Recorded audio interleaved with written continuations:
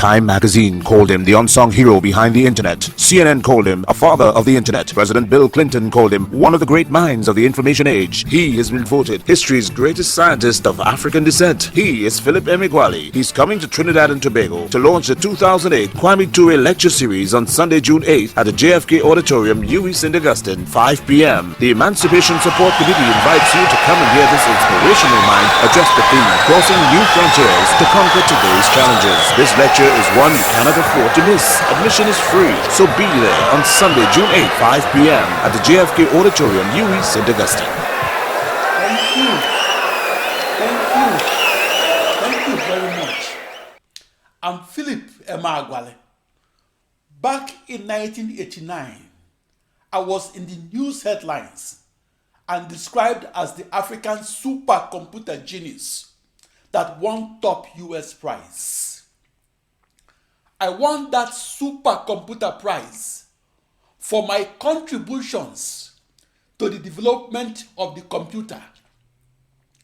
I won that prize because I challenged the orthodoxy of supercomputing only one thing or solving only one problem at a time, or solving the toughest problems in a step-by-step fashion. I was the first person to figure out how to massively parallel process across 1 million processors and how to solve a grand challenge problem and how to solve the most challenging problems across a new internet that is a new supercomputer, and how to solve the toughest problems at the fastest supercomputer speeds. I've had the experience of each student of an entire school writing a school report on my contributions to the development of the computer, and writing the school report a week before I visited their school. During my school visits, I advised the students that inventing a never-before-seen supercomputer is far more complicated than a science fair project. I explained to students that the fastest parallel supercomputer is defined across an ensemble of over 10 million processors that occupies the space of a soccer field. The fastest supercomputer in the world costs more than the annual budget of the 40 poorest nations in the world. For that reason, it's impossible for a student or his entire school or sometimes country of origin to assemble or program a supercomputer.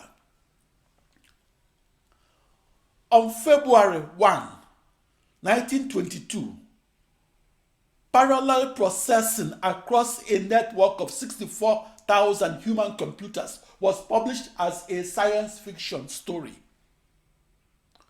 Back in 1958, the term parallel computer was first mentioned in the literature. Back in 1962, a 4-processor supercomputer was manufactured at that time.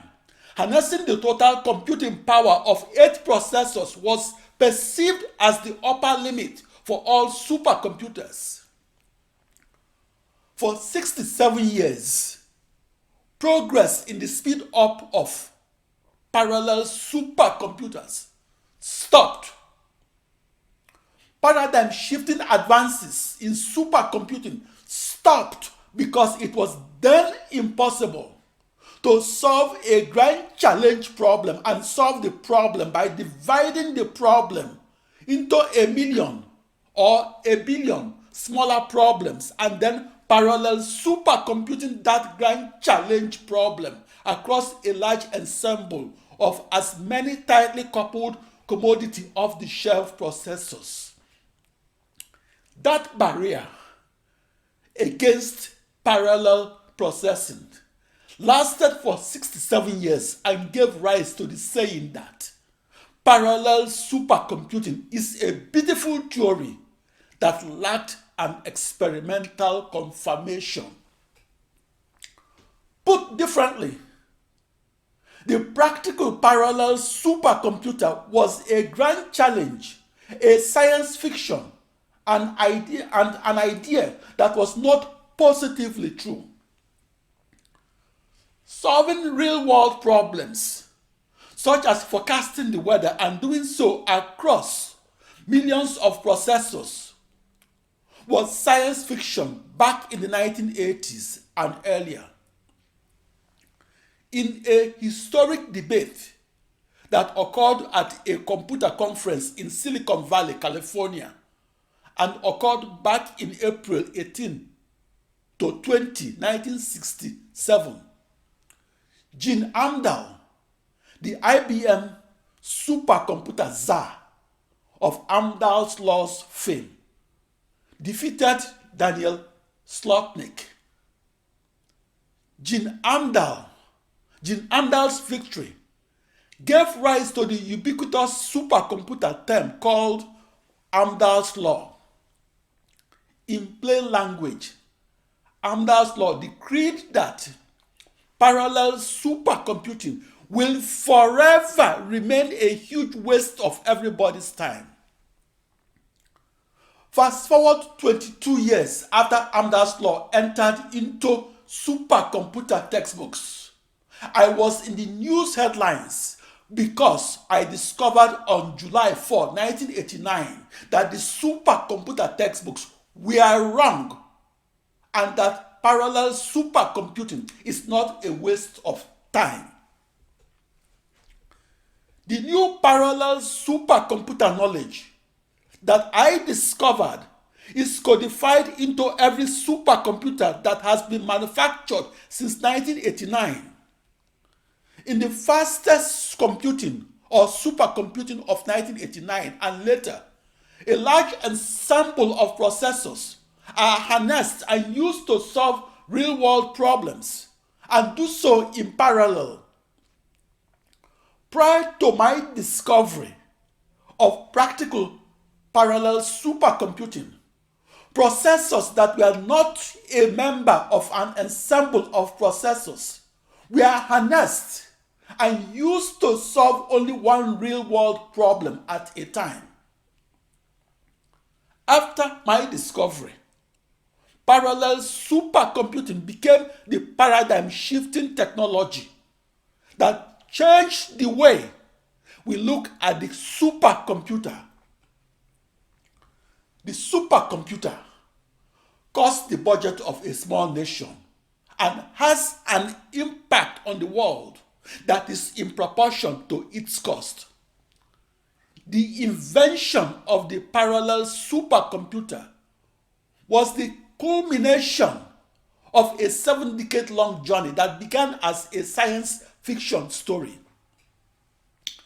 That quest for the fastest supercomputer ended when I discovered how to solve in parallel one of the toughest problems arising in physics and mathematics. That science fiction that was first published on February 1, 1922, became a non-fiction during my parallel processing laboratory experiment that ended on my eureka moment of 8:15 in the morning of the 4th of July, 1989, in Los Alamos, New Mexico, United States. Looking across millions of years of evolution, working together to solve a grand challenge problem is nothing new in the animal kingdom, where lions hunt in packs to kill an adult elephant. But solving the toughest problems arising at the crossroad, where physics, algebra, and calculus, and computing met, and solving them across a new internet brought authority and clarity that ushered a supercomputer that was never seen before and that made the news headlines and that elevated the massively parallel supercomputer from fiction to non-fiction. Loosely speaking, parallel supercomputing is akin to multitasking with millions upon millions of processors. Humans want to be gods that perform organ transplants and IVF or in vitro fertilization and euthanasia or dignified death. I believe that the planetary-sized supercomputer that I first conceived in 1974 and that I described in my lectures of the early 1980s will take us closer to creating the golden calf, the god that our post-human descendants of Yemenium will worship. Perhaps the god post-humans could try to revive as their all-powerful ruler. The deity that will control the minds of post-humans. The deity that could become the planetary superbrain of our Yemenian post-human descendants. My two testbed problems were grand challenge initial boundary value problems that arose from extreme scale computational fluid dynamics. In the general circulation modeling of the motions of fluids that enshroud the Earth, three-dimensional circularity exists by definition. But in the simulation of the motions of the fluids inside a production oil field that is the size of a town, the crude oil, injected water, and natural gas that flows 1 mile deep and flows into and from each petroleum reservoir comes from the petroleum reservoirs that bounded it, except for the first and last petroleum reservoirs. Again, I visualized the entire oil field that I was simulating, and that is the size of a town as divided into 65,536 equal-sized oil fields.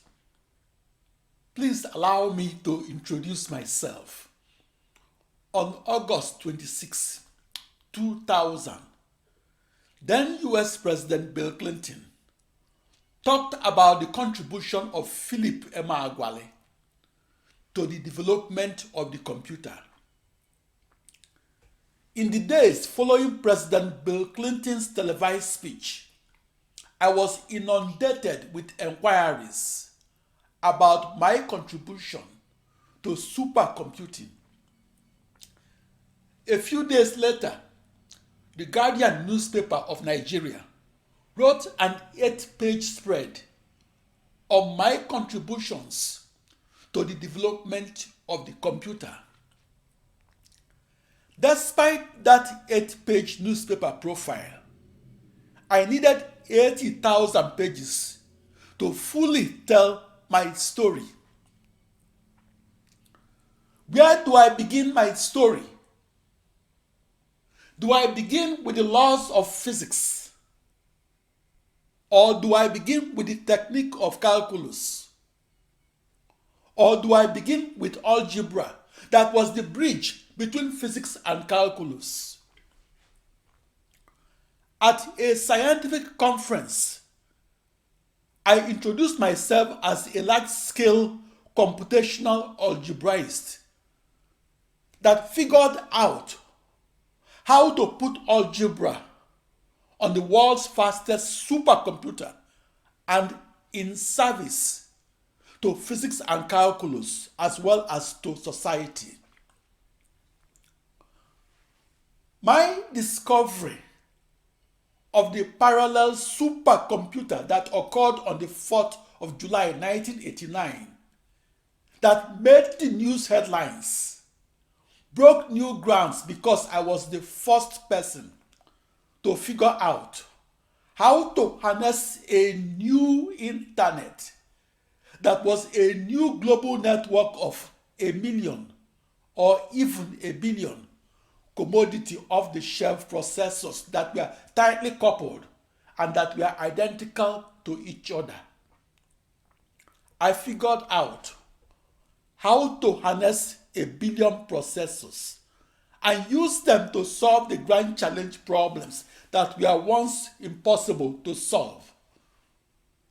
That parallel supercomputer that was then science fiction became a reality, and a new computing machinery that was not a computer per se, but that was a new internet de facto.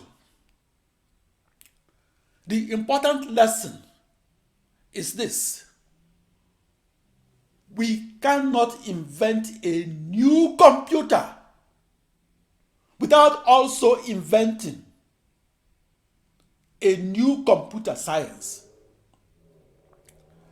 Nor can we invent a new calculus without also extending the frontiers of knowledge, and doing so at the interdisciplinary crossroad where mathematics and physics met.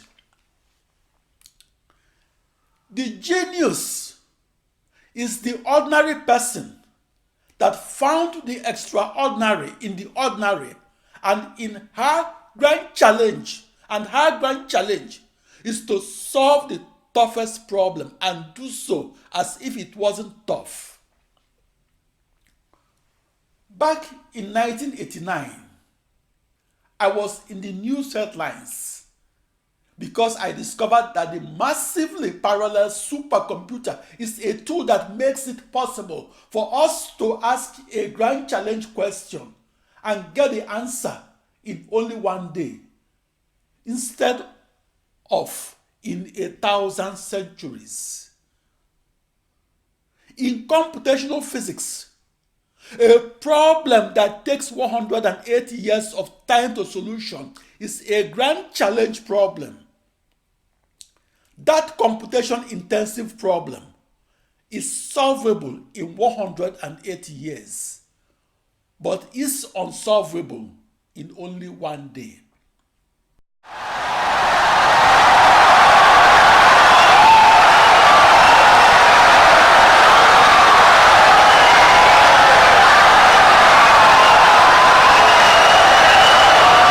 Insightful and brilliant lecture.